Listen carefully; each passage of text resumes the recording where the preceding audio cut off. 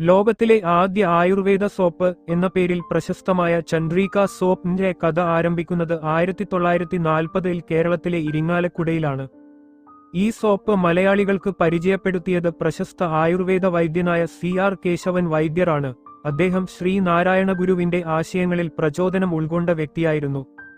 1904-ൽ കോട്ടയം ജില്ലയിലെ മീനച്ചിൽ താലൂക്കിലെ രാമപുരത്ത് ചുള്ളിക്കാട്ട് കുടുംബത്തിൽ 6ാമത്തെ മകനായി ജനിച്ച കേശവൻ വൈദ്യർ ബാല്യത്തിൽ തന്നെ ആയുർവേദത്തിലേക്ക് ആകർഷിക്കപ്പെട്ടു. 1930-ൽ കാർത്യായനിയുമായി വിവാഹിതനായി. തുടർന്ന് സ്വാമി രാമാനന്ദയോടൊപ്പം ആയുർവേദത്തിലും സിദ്ധവൈദ്യത്തിലും പ്രാവീണ്യം നേടി. ചികിത്സയും സേവനവുമായിരുന്നു അദ്ദേഹത്തിന്റെ ജീവിത ലക്ഷ്യം.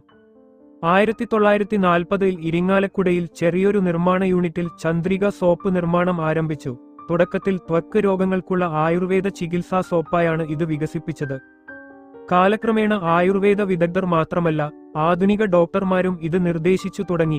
തുടർച്ചയായ ഗവേഷണങ്ങളും പരിഷ്കരണങ്ങളും വഴി ചന്ദ്രിക ദൈനംദിന ഉപയോഗത്തിനുള്ള സൗന്ദര്യ സോപ്പായി മാറി. SV പ്രോഡക്ട്സ് എന്ന പേരിൽ പ്രവർത്തിച്ചിരുന്ന ഈ സംരംഭത്തിൽ കേശവൻ വൈദ്യരും കുടുംബാംഗങ്ങളും ഒരുമിച്ച് പ്രവർത്തിച്ചു. 1944-ൽ അഖിലേന്ത്യാ ഇൻഡസ്ട്രിയൽ എക്സിബിഷനിൽ മെറിറ്റ് സർട്ടിഫിക്കറ്റ് നേടി. പിന്നീട് ഇന്ത്യയിലുടനീളം വിവിധ പ്രദർശനങ്ങളിൽ പങ്കെടുത്ത നിരവധി പുരസ്കാരങ്ങളും അംഗീകാരങ്ങളും നേടി. ഇരിങ്ങാലക്കുട, എറണാകുളം, കോയമ്പത്തൂർ, ബാംഗ്ലൂർ തുടങ്ങിയ കേന്ദ്രങ്ങളിൽ നിർമ്മാണം വ്യാപിപ്പിച്ചു. തുടർന്ന് ജർമ്മനി, UK, US എന്നിവയുൾപ്പെടെ നിരവധി രാജ്യങ്ങളിലേക്ക് കയറ്റുമതിയും നടന്നു. ചന്ദ്രിക സോപ്പ് പരമ്പരാഗത രീതിയിൽ നിർമ്മിച്ചതാണ് എന്നതാണ് അതിന്റെ പ്രത്യേകത. ഖാദിയുടെയും ഗ്രാമവ്യവസായ തത്വങ്ങളുടെയും സ്വാധീനം ഇതിൽ വ്യക്തമാണ്. ഇത് വെറും ഒരു ഉൽപ്പന്നമല്ല, ഒരു സാമൂഹിക ഉത്തരവാദിത്ത ബോധമുള്ള സംരംഭം കൂടിയായിരുന്നു.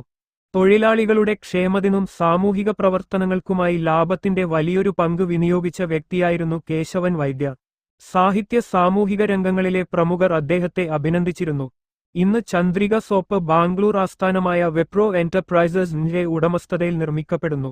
എന്നാൽ അതിന്റെ ആധാരമായ മൂല്യങ്ങളും ദർശനവും കേശവൻ വൈദ്യരുടെ ആദർശങ്ങളോട് ചേർന്നതാണ്.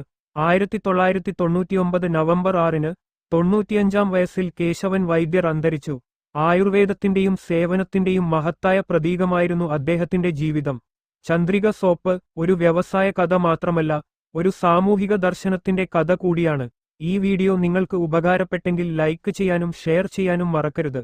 ഇനിയും ഇത്തരത്തിലുള്ള വീഡിയോ ലഭിക്കാൻ ചാനൽ സബ്സ്ക്രൈബ് ചെയ്യൂ. നന്ദി.